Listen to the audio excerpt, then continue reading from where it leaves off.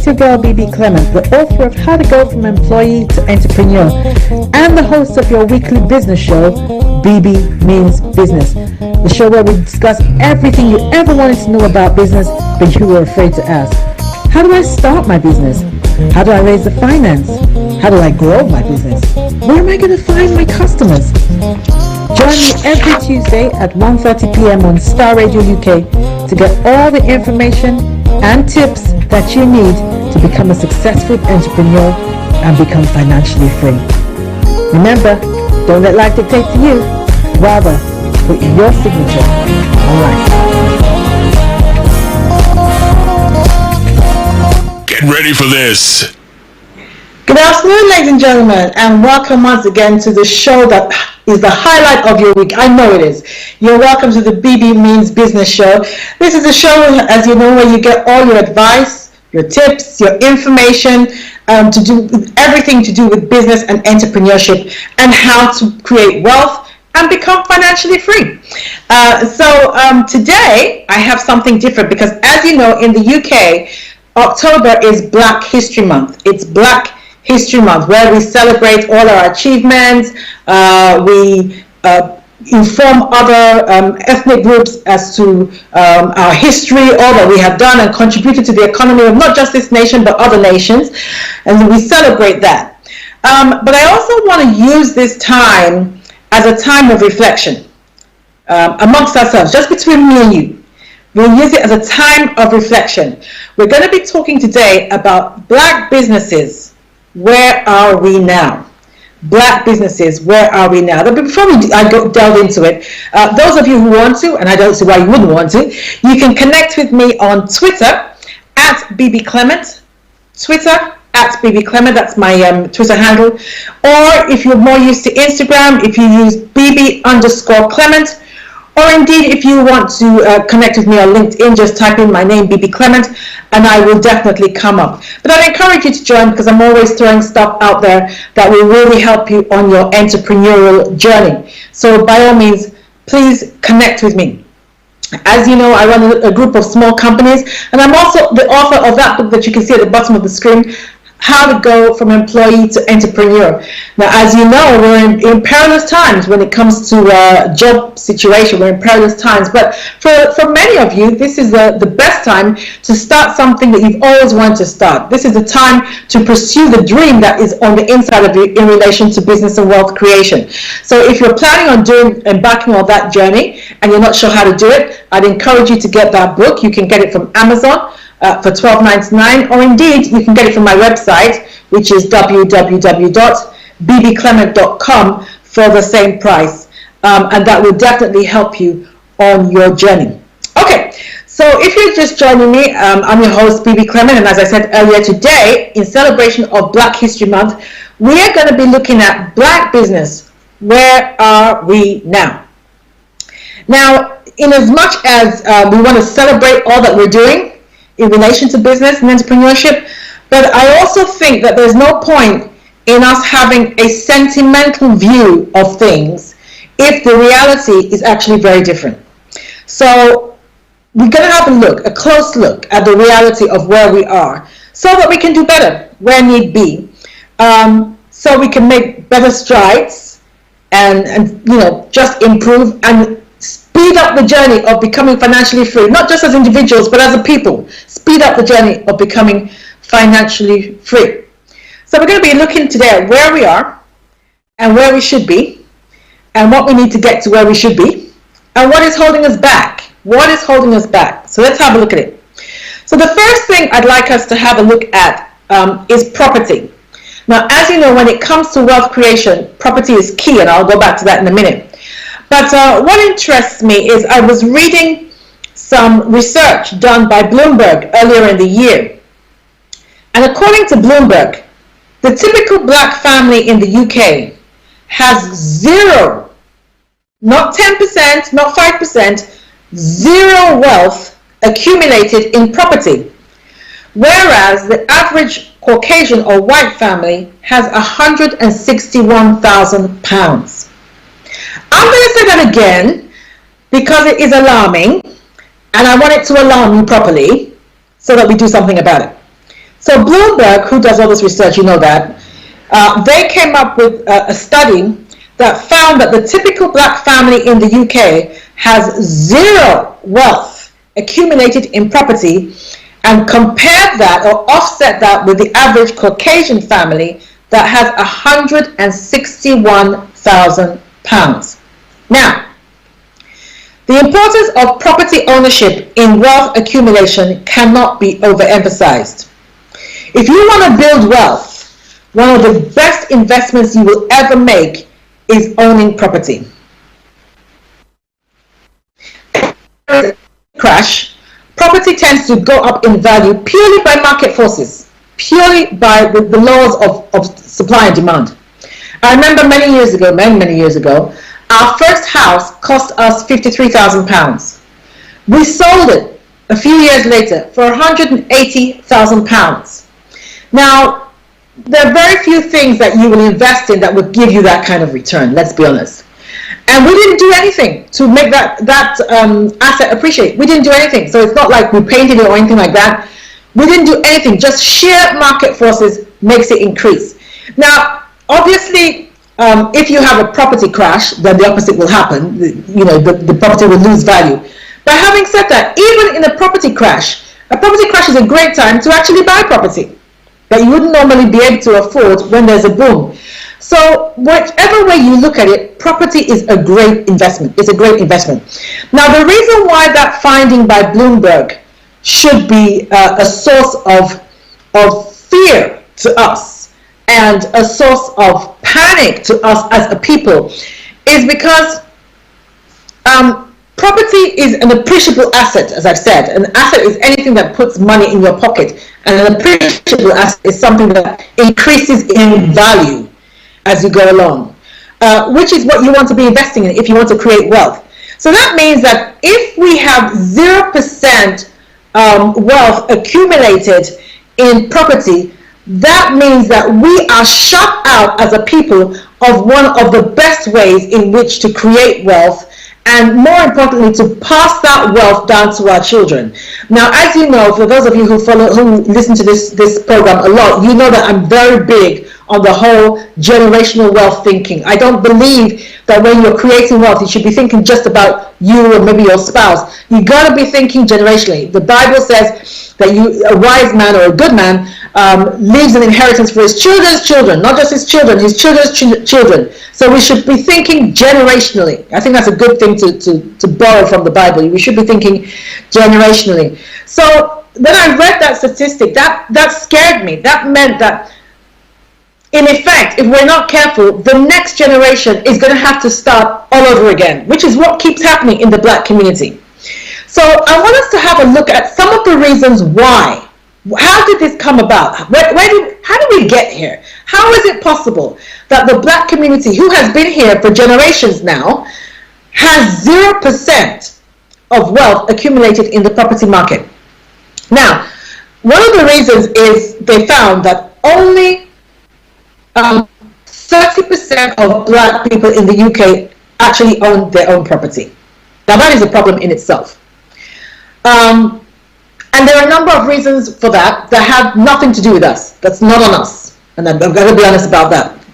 One, a black person is more likely to be turned down for a loan in the bank. Statistics show this. That's nothing new.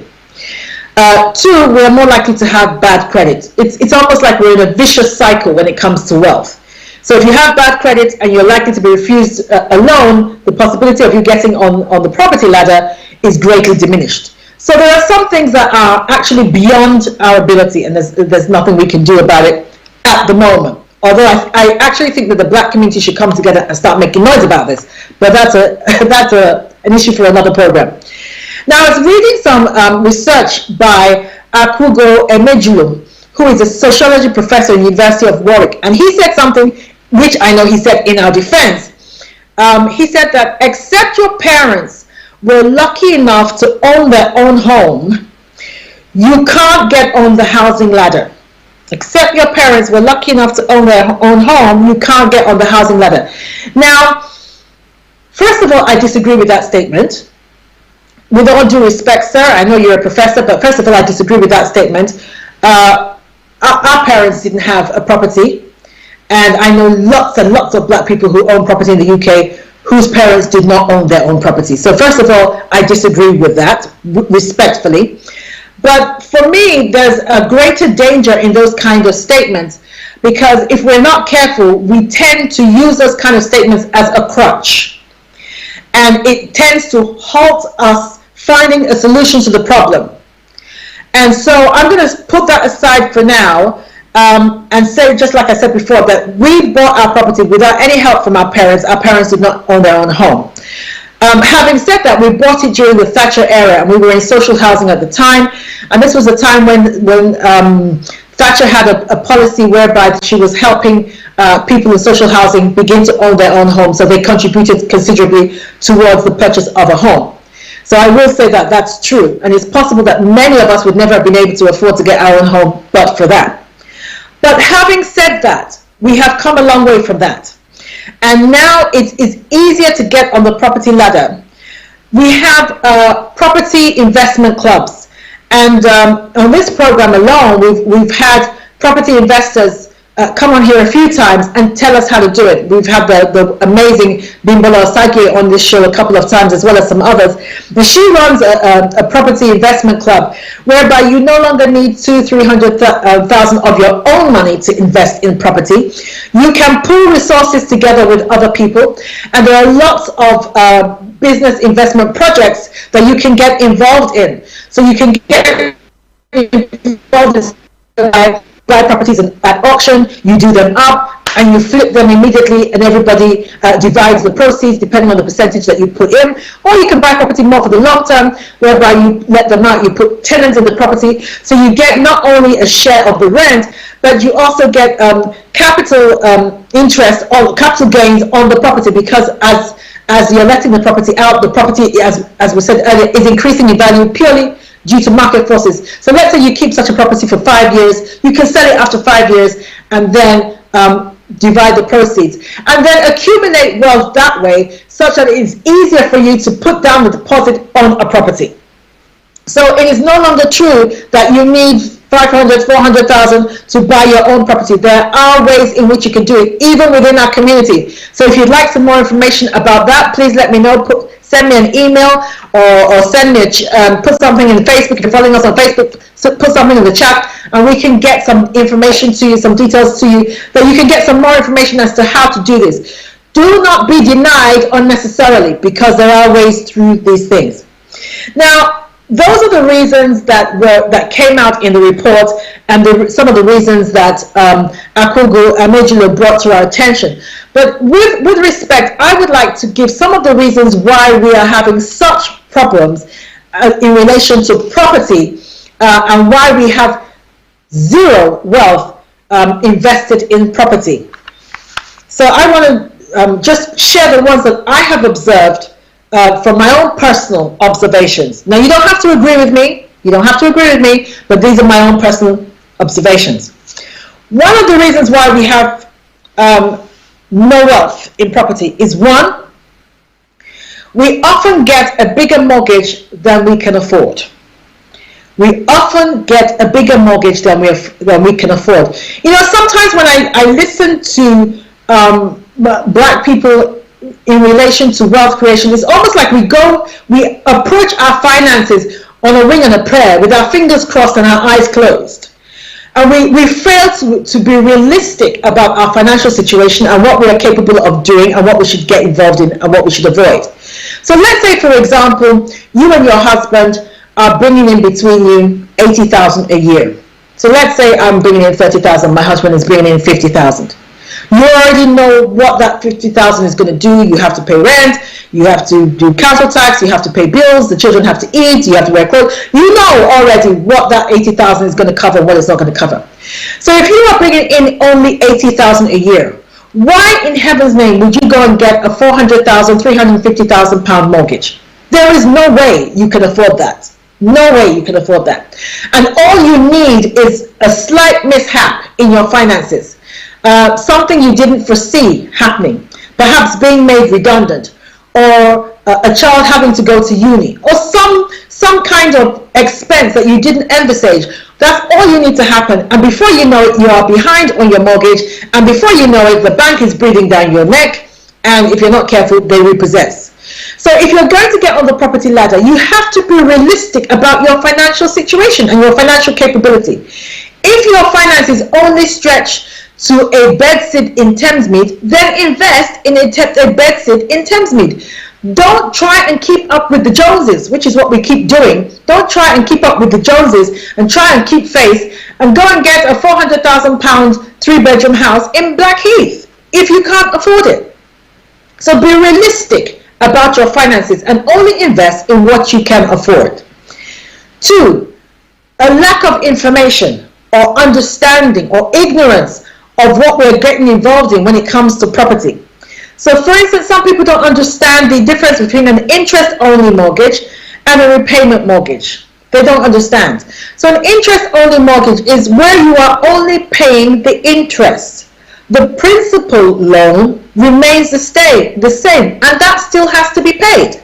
So for instance, if you get a £100,000 mortgage and the interest is, I don't know, £100 a year, and you get an interest-only mortgage. So for the duration of the loan, you will only be paying that £100.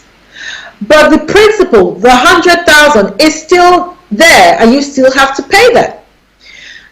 Whereas a repayment mortgage, you are servicing not just the interest, you are servicing the principal mortgage as well. These are bits of information that seem they don't seem important, but you'll be amazed at the number of people who don't understand how their mortgage works. And so they're surprised at the end of it when they're told that they now have 3 years to clear up the principal. And that's a tragedy. It's a tragedy for you to have paid, serviced a loan for, I don't know, 15, 20 years, and then discover that you can't service the rest, and then have your house repossessed. It's a tragedy. So it's important that you get all the right information. If you don't understand what the bank is telling you, find out. There are mortgage advisors within our community. If you don't want to go outside the community, there are mortgage advisors within our community who can explain to you what you are getting yourself involved in. Okay. Here's another one. Remortgaging for reasons that make the property a liability. You remember I said an asset is something that puts money in your pocket. A liability is something that takes money out of your pocket. Now, oftentimes within our community, because the only asset we have is our home, we tend to take money or we remortgage out of it. Now, let me say this. The equity in your home, as far as I'm concerned, is what you should be passing down to your children. If you can avoid it, do not touch the equity in your home. Because what happens increasingly in our society, or in my community, is a person owns a home, the children think that they're going to inherit that home, the person dies, only for the children to discover that that house is mortgaged up to here, and the other debts, the debts that their parents left, by the time they've serviced those debts, there's actually nothing in the property. The property is a shell, and in fact, the bank wants their money back. And there's not enough money in the property to even make it worth selling. And so the bank will sell it at a below market price. And we've often seen cases where the children are actually left with a debt from the house. Something that should have been an asset now becomes a debt for the children. Ladies and gentlemen, moms and dads, if you can, please avoid taking the equity out of your home, except where you are taking the equity out to invest in something that you know is going to produce a financial yield. So perhaps you're taking the money out to invest in a business or another investment, something like that. But don't take the money out to do what we often do. Don't take the money out to go and bury your dead father in Africa because you want to impress people that really don't wish you well and they don't like you. And then you come back and the asset that you're supposed to have passed down to your children is now worth very little, if anything. And this is why we ended up with that statistic, whereas the black community has zero wealth accumulated in property. So please, we've got to learn the lessons. And I know I'm sounding very hard hitting, but I would like you to see this as a checkup. The first thing your doctor does is he assesses the patient. He diagnoses the patient. This is what is wrong with you before he can recommend or offer a medication. There's no point in offering medication when we don't know what is wrong with you. So take it as we are analyzing as a people what are the issues that we are facing in relation to black business and in relation to building wealth. Okay, I hope it's taken in that spirit, because that's the spirit in which it's meant. All right, another reason why is because we don't use the property as an asset. We don't make it work for us. So for instance, let's say you own, I don't know, a 4-bedroom house, and hitherto you had 3 kids and they all had their own bedroom, but now the kids have all flown the nest, or the kids have gone off to university. Why don't you make that property work for you? Why don't you let out one of the rooms? Even if it's £400-500 that you are getting, £400-500, if you pay that money towards your mortgage, you will pay off your mortgage a lot quicker than you anticipated. So these are things that you should think about. Now, I know, yes, I get that. I don't like having strangers in my home either. But it is something that you should consider, because then the property is working for you. And you know, I'm a strong proponent of not working hard for your money, making your money or making your asset work hard for you. Another thing you could do is consider downsizing. So if you have a 4-bedroom mansion and the kids have all gone, what is the point of you and your husband or you and your partner sitting in a 4-bedroom house on your own? You might consider downsizing. So perhaps you could sell that house, use that money, move further out of London, where 60% of black people are concentrated, move further afield. And you'll be able to buy, sometimes you're able to buy a property cash down, and you'd still have money for your retirement, or still have money that you could give to the children later on. These are all things that you can consider. Now, of course, they will not all be right for you, but there's things that you can consider. Okay. Another we have had this problem is because we don't protect our wealth. You need to protect your asset. Write a will and protect your property. Write a will and protect your property. Don't assume that because you own the property, if you die, your children are going to automatically inherit it. It doesn't work like that. It doesn't work like that. And thankfully, we've had someone on the show. We had Remy Ayala some months ago, who's an excellent solicitor when it comes to will writing and protecting your assets. And she gave us some fantastic advice on how to do that.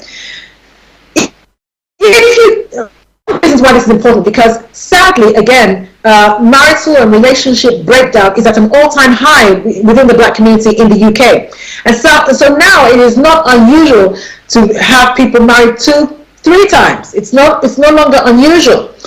And what then happens, I'll give an example. So let's say a husband and wife are married, and one of the spouses dies. Let's say the wife dies, and she thinks, obviously, that if she dies, her part of the house is going to go to her children. But then the husband remarries, and he marries someone who had her own children. It is not automatic that if he dies, your biological children are going to get the house. We've had cases where the new spouse and even the children of the spouse that are not related to the guy that died have gone to court to fight for an asset, and the court has awarded them the house. So don't think it's automatic. You have to protect your assets. Write a will. Specify exactly how you want this asset to pass on and who you want it to pass on to. Because if you don't, you may be in for a shocker that may make you roll over in your grave. And your children may not be the better off for all the hard work that you have done in accumulating this asset. And the fact that you failed to protect it may rob your children of what you intended for them to have. Not maintaining your property. Not maintaining your property and letting it go into disrepair will knock a lot of its value. It will knock a lot of its value. Now, maintenance is not something as a community that we're very good at doing. Don't let that happen with your property. So as time's going along, continuously look at your property. What needs doing? Do I need to to replace the windows and replace them with double glazing? Does it need a lick of paint? Do I need to buy, something else for the house? That crack in the wall, does it mean there's subsidence? Don't ignore it. Don't ignore it, because it's not going to go away if it is subsidence. These are the kind of things that you need to pay attention to and do something about, because those are the things that make the property depreciate, and they're avoidable, totally avoidable. I'm telling you, just painting your house can increase the value. Just painting it can increase the value. Changing the windows increases the value significantly. Adding an extra room to the house, whoa, increases the value significantly. So these are the things that we must do to change this story. We've got to change this narrative. I'm hoping that in 2-3 years, if Bloomberg carries out the same research, they will come to a different conclusion. That is my prayer, and I hope that prayer will be heard. Okay, I'm going to take a break in a little while, but just before we do, just to let you know, as for those of you who are regular listeners, that this show is live and it's interactive. So I want to hear your views on anything that I've said today.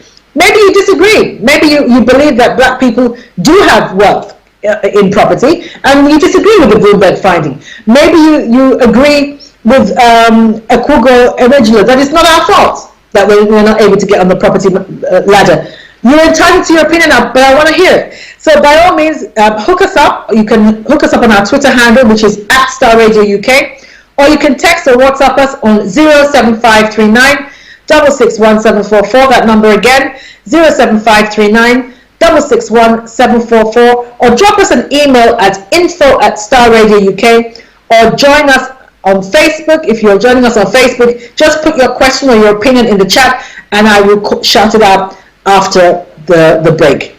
Okay, I'm going to go get some water because my throat is hurting, and then I'll be back in a minute. Don't go away. Hi everyone, it's your girl Bebe Clement, the author of How to Go From Employee to Entrepreneur, and the host of your weekly business show, Bebe Means Business, the show where we discuss everything you ever wanted to know about business but you were afraid to ask. How do I start my business? How do I raise the finance? How do I grow my business? Where am I going to find my customers?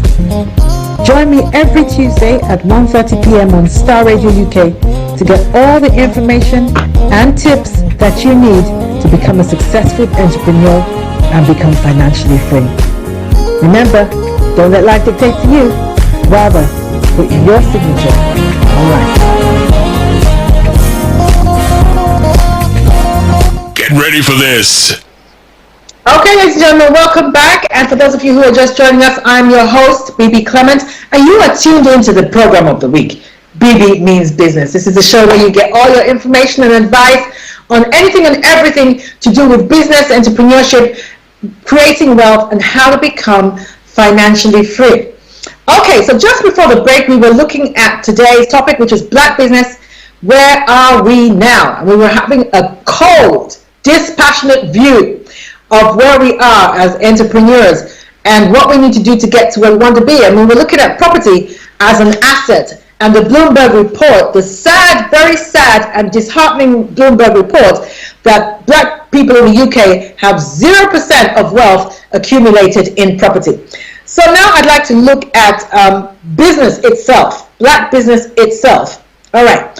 Now, an equally disheartening statistic is that the lifespan of the average UK-based black business is from conception to death 5 to 7 years. Oh God, 5 to 7 years. Rather than in the Asian community, the average lifespan of a business is 1 generation. A generation is 25 years. And that is from conception to death. So it's not even from the start of the business, it's from conception. From the day a black person in the UK wakes up and says, do you know what, I'd really like to go into business. The minute he starts thinking about it, to the day he closes it down, is no more than 5 to 7 years on average. Now I'm not saying that that's every business, but on average, that is the case. And I've done some considerable research into this. There's a particular street in my area that has a lot of black businesses, and I've done some research into this, using that as a case study, and for me, that's correct. That is correct.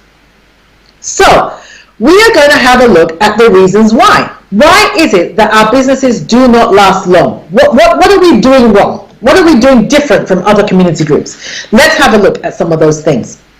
One, and again, these are my opinions based on my experience and my interaction with Black business owners in the UK. Again, you don't have to agree with it, that's fine, but these are my findings. One, we don't do enough market research. We don't do enough market research. We tend to wake up and think that we have a brilliant idea, and because we think it's a brilliant idea, and because we think it's something that we like, we think that everybody else is going to like it as well. And oftentimes we're wrong. Oftentimes we're wrong. You need to do your market research. Is there actually a market for this product or service? That's the first thing you need to do. Then another thing we fail to do is we fail to identify our demographic. In other words, we often think that our product or service has universal or will have universal appeal. And that again is not true. Every product, every service has what we call a demographic, a specific group of people that will be interested in your product. And so you need to be able to identify that demographic even before you commence on the business as part of your market research. So let's say, for instance, I go into a business where I want to sell personalized hoodies.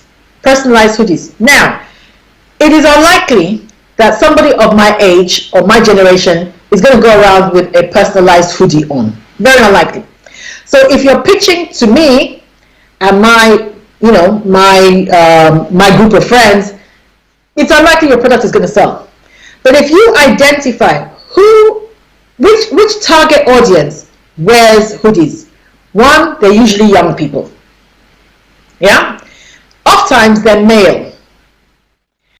A lot of undergraduates like hoodies. A lot of secondary school children like hoodies. So you've identified your demographic. So you don't waste time and you don't waste money marketing to group A when your target audience should be group B. So these are the kind of things that make the business disappear even before it has started, because we don't do enough market research. All right. Another thing that I've identified is that we think small. We tend to think small, and you can see that in the way our businesses are. Our businesses tend to be small businesses. Small businesses. Not even small businesses, because the definition of a small business in the UK is a business that has between 2 and 250 employees. Our businesses tend to be micro businesses. One-man bands. That's what our businesses tend to be. It's very unusual to have a Black-owned business that has staff for a start. We are the be-all and the end-all in the business. That will affect your growth. That will definitely affect your growth. You can't be everything to everyone. When you start off, yes, you tend to be that. But very quickly, you need to move away from that. You need to get other people on board and move away from that. So another problem we have is we don't have a growth mentality. We have a founding mentality. We want to start the business, which is a great thing because there are other communities that don't even get around to starting the business. So it's really good that we actually start businesses. But starting is only the first step in a business. What is the growth strategy? Most Black business owners can't tell you. They have no idea. It's not even occurred to them to think about a growth strategy. And when they do, if you ask them, how do you want to grow? They don't know. By how much do you want to grow? They don't know. This time next year, what is your proposed bottom line? They don't know. How are you planning to implement the growth that you're thinking about? They don't know. So it can sometimes be quite disheartening, to be honest, talking to Black entrepreneurs. These are things that we need to begin to think about. The day of a micro business, come on, that's over. We need to begin to grow, to strategize as to how we can grow. Another thing that I think the Asian community and the Jewish community, but particularly the Asian community, are good at doing that we don't often do, is they get their children involved in the business. Go to your local Asian-owned convenience store. When the kids come back from school and they've done their homework, oftentimes you'll actually see them doing their homework in the shop. They are there manning the shop. I remember my children, this is something that I learned from Donald Trump. I haven't learned a lot from Donald Trump, but that one I definitely learned from Donald Trump. I remember many years ago, I was watching an interview that he was doing on the Oprah Winfrey Show, and he was saying that he always takes his children to work. And those children at that time were under 10 years of age. He says, I always take my children to work. They're always around me. If I'm having a business meeting, they're sitting under the table, they're playing with their toys, but they are around me. So they can hear the business talk. They get used to be holding meetings. They get used to seeing people coming and out of the office. They are around the office. They begin to understand how the office works, that kind of thing. And as they grew older, he didn't let them take up prime positions until they had worked in every department of his business. So they worked their way up from the cleaning up until the board meeting. They experienced every aspect of the business. And I've done the same with my kids. I was looking at an old photograph the other day, and I was laughing. I was looking at my youngest son. It was a picture of when I went to speak somewhere, and he was manning my stand. So I had all my products displayed on a stand, and I was speaking, and it was his job to man the stand. And I can actually remember having to wake him up very early on Saturdays, say, get up, we're going together. And he would moan, Mom, but I want a lion. And I said, listen, what you're going to learn will earn you a lion in the future. Now you got to get up. So we would go to these events together, and he would man the stand. And I cannot tell you the skills that our children acquire when they're involved in our business. Now, I'm not saying that you have to do this with the mindset of, or with the aim of passing the business on to them, because the truth be told, many of our children don't want our business, to be honest. They want to chart their own path, and there's nothing wrong with that. I don't have a problem with that. But the skills that they acquire from being involved in entrepreneurship are priceless and will serve them well in their future. So just by manning my stand, my son gets to be involved in customer service because he has to greet the customers, and I've taught him how to engage with customers in a way that will make them want to buy products. Even just smiling and being approachable and having the information to hand. He had to have the information about products.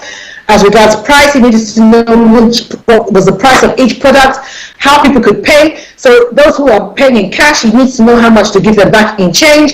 He had to have the information as to other ways in which they could pay. So he had information on a slip as to how they could pay online. He had the account details.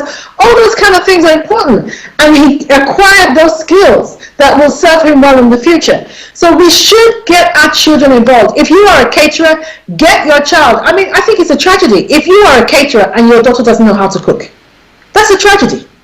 Get your children involved in how to cook. Let them see what you do. Let them be involved in it. Take them along when you're selling the product. Those kind of things, they're very, very important.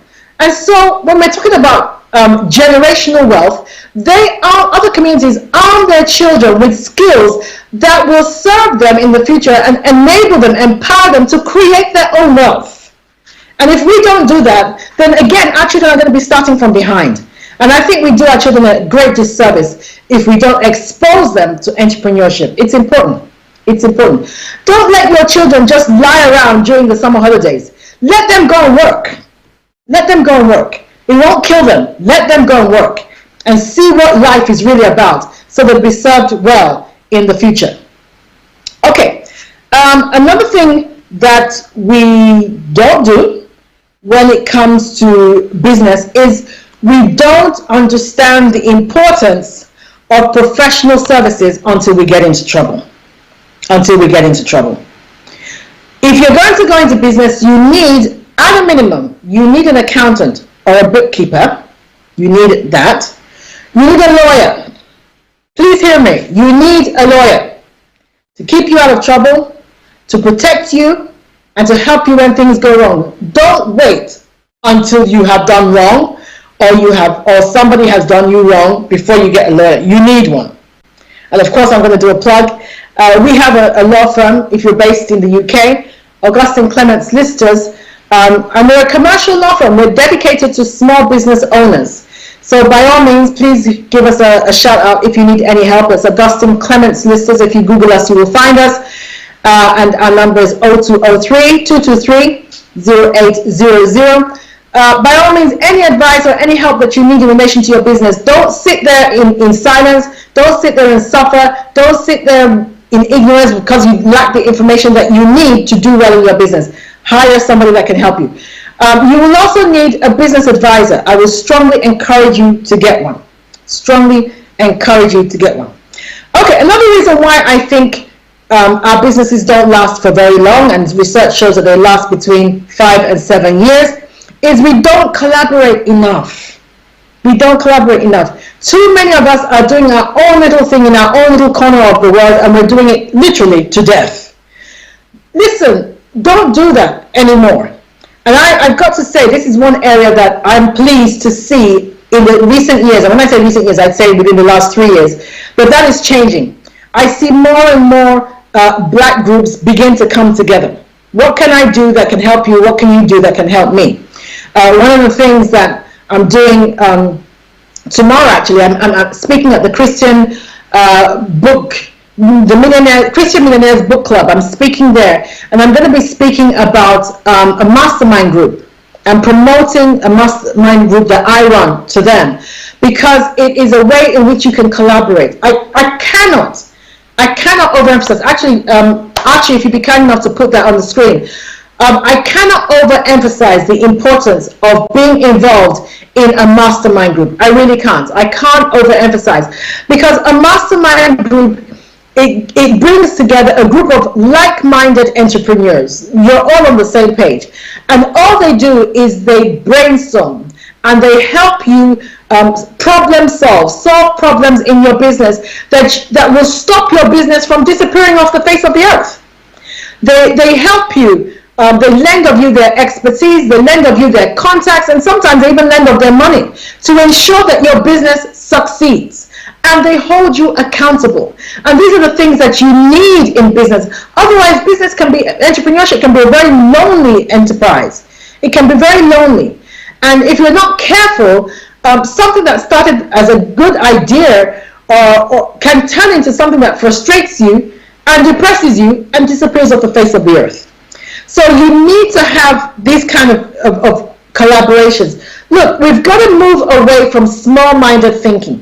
I have known people who have refused to collaborate because the collaboration would have meant that their name would not be on the door, or their name would not be on the stationery, or they would no longer be the MD. Who cares whether you're the MD? Who cares whether you're named as a director? I would rather be involved in something that is working, be involved in something that has 10% profit than own something that has own something 100% that has 0% profit in it. What's the point? What is the point? I was watching, I was sharing this with my husband yesterday actually. I was watching Shaq O'Neal on the Ellen show the other day. And he was talking about how he is one of the largest shareholders of Google. Who knew? You never hear Shaq O'Neal's name mentioned in relation to Google, but he's one of the largest shareholders. Who cares whether your name is written on the stationery? What is important is that you are involved with somebody or with something that can take you from A to B in your business and make it grow. That's what is important. That is what is important. Okay. So I think I'm going to end that there. I'm going to end that section there. And we're going to take another quick break. And when we come back, we're going to go into the book corner. Now, for those of you who don't know, I've introduced a section into the show called the book corner, because it is very important that as entrepreneurs we are growing. Oftentimes we're so busy doing stuff that we don't grow. And actually I'm going to end with that another reason why we don't grow is because we have our finger in too many pies. You have someone who is, I'm an accountant, but I also sell Mary Kay, and I also do this, and I also do that. Now, I'm all for diversifying, as you well know. I am all for diversifying. But you must have a main thing that you are doing. Yes? You must have a main thing that you're doing. Everything else is peripheral. Anything else is peripheral. And if you have your finger in too many pies, that dissipates your ability to concentrate on the main thing. So keep the main thing the main thing. Having your finger in too many pies doesn't necessarily increase your bottom line. It doesn't. So concentrate on the main thing. And if you're going to invest in something else, invest in such a way that it can run by itself. It doesn't need your brain power. It doesn't need your physical presence. So either get yourself involved in something that you can automate, or you have a team that can run it for you. Okay? Otherwise, sooner or later you're going to find yourself running on empty, and it will affect your business. So we're going to take a short break, and then we'll come back, and we're going to be reviewing. We're still reviewing T.D. Jakes' book, Reposition Yourself, and mining some of the nuggets that are contained therein. See you in a moment. Hi everyone, it's your girl Bebe Clement, the author of How to Go from Employee to Entrepreneur, and the host of your weekly business show, Bebe Means Business, the show where we discuss everything you ever wanted to know about business, but you were afraid to ask. How do I start my business? How do I raise the finance? How do I grow my business? Where am I going to find my customers? Join me every Tuesday at 1:30 p.m. on Star Radio UK to get all the information and tips that you need to become a successful entrepreneur and become financially free. Remember, don't let life dictate to you. Rather, put your signature on life. Get ready for this. Welcome back, ladies and gentlemen, to the Bebe Means Business Show. And right now we're going to go straight into the book corner. The book corner. And we are still reviewing T.D. Jakes' book, Reposition Yourself, which is an excellent book, and I will recommend it. Okay, so one of the things that he says in his book is you cannot achieve what you cannot conceive.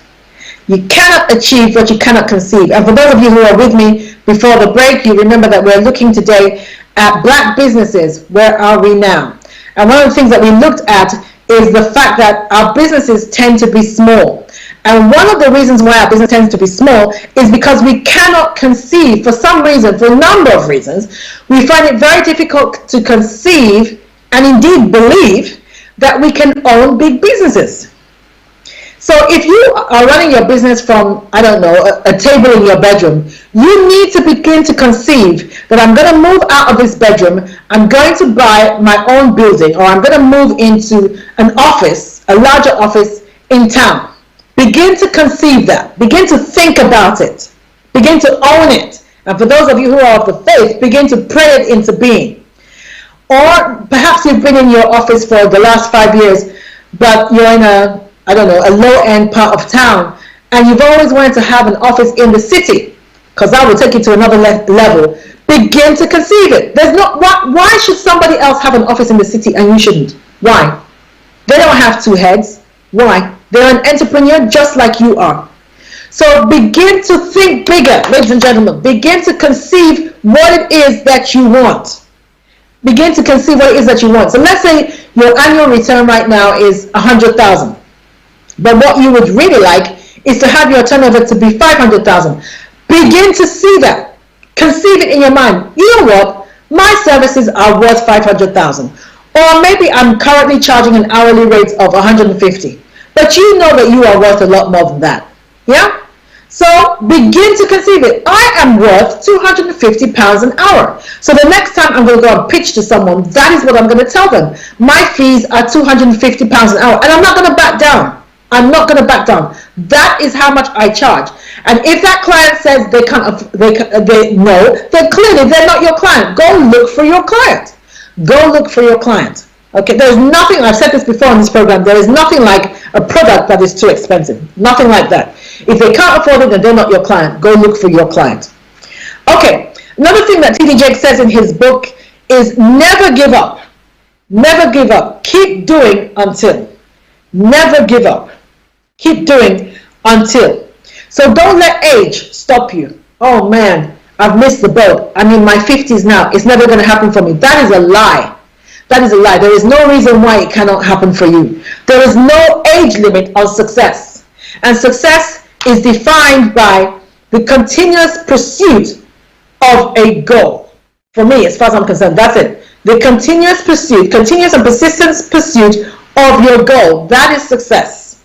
That is not a destination, it's a journey. That is success. There is no reason why you have to stop pursuing your goal just because you hit 50. No reason. If you are not where you want to be in relation to your business, then keep going. Keep going. For as long as you have breath in your body, ladies and gentlemen, then you should keep moving towards your goals. That's what you should keep doing. Until they drop you down into 6 feet under the earth, keep moving forward. Now, you may not be as physically strong. I accept that. That's fine. But that's still no excuse. Still no excuse. If you need to hire younger people that can run with your vision, then hire younger people. There are young people walking around doing nothing with their time. Let them come and work in your business voluntarily until you are able to pay them. Okay? So never give up. Don't let age or even lack. Don't let your bank balance psych you into believing that is all you are worth. It's a lie. It's a lie. You are worth a lot more than your bank balance will have you believe. Worth a lot more. Mind what God placed in you. Now is the time. Those creative ideas that God put in you, those gifts and abilities that God placed in you, begin to stir them up. Begin to mind them and use them to create wealth. Keep doing until. Another thing that he says is that you will take on the characteristics of a winner just by being around those that are successful. Oh, I love that. I got to shout out an amen to that one. I've got to shout out an amen to that one. If you are around, if you make a conscious effort to consistently hang around wealthy and successful people, you will begin to take on their characteristics. You'll begin to talk like them, think like them, dress like them, dream big like them. Dream big like them. Listen, you've heard me say this before. If you have 7 broke friends, guess who's going to be number 8?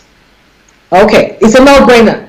So sometimes you need to analyze the people that you're hanging out with and ensure that they are where you want to go, or they are going in the same direction as you want to go, which is why I definitely recommend being in a mastermind group, because you're all going in the same direction. All right. He also says, and I'm going to end with this, that you must give yourself permission to lay down some of the balls that you are juggling if they are not advancing your core cause, and to say no to what are even good opportunities for the very same reason. I'm going to say that again. You must give yourself permission to lay down some of the balls that you are juggling. Like I said just before the break, some of us have got our fingers in too many pies, and they are not profitable. So use this as an opportunity to analyze, okay, what exactly am I involved in by way of business? Is me selling cosmetics, is it really helping me? For all the effort and the time that I'm putting into it, is it really increasing my bottom line such that it justifies all the time that I'm spending on it? Or if I did away with that, would that give me more time to spend on my core business? Would I be able to invest more in my core business, and the growth therein that would come as a result would be more than me wasting my time in 4 or 5 different businesses? So he said you must give yourself permission to lay down some balls. If that doesn't make you a failure, if you've been involved in a business for some time and it's not working and clearly it ain't going to work, the fact that you lay it down doesn't make you a failure. You must distinguish being a failure from a business not doing what you wanted it to do. Okay, failure should not be personal. That doesn't make you a failure. So give yourself permission to lay down some of the balls that you are juggling, and that might extend to things beyond your business. There might be other things that you are involved in that are taking away from your business. One of the things that I discovered is that mentoring or coaching people takes away from my core business. So I limit the number of people that I coach or I mentor a year. I only take on a certain number of people that I mentor a year.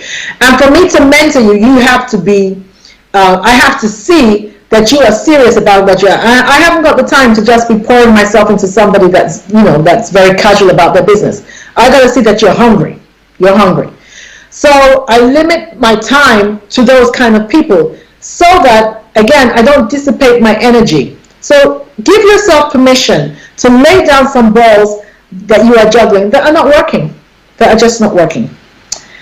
Okay, ladies and gentlemen, I want to thank you so much again for your time. I do respect the fact that you could be doing something else with your time, so I'm glad that you're spending it with Bebe on the Bebe Means Business Show, and I know it's worth your while, which is why you keep coming back.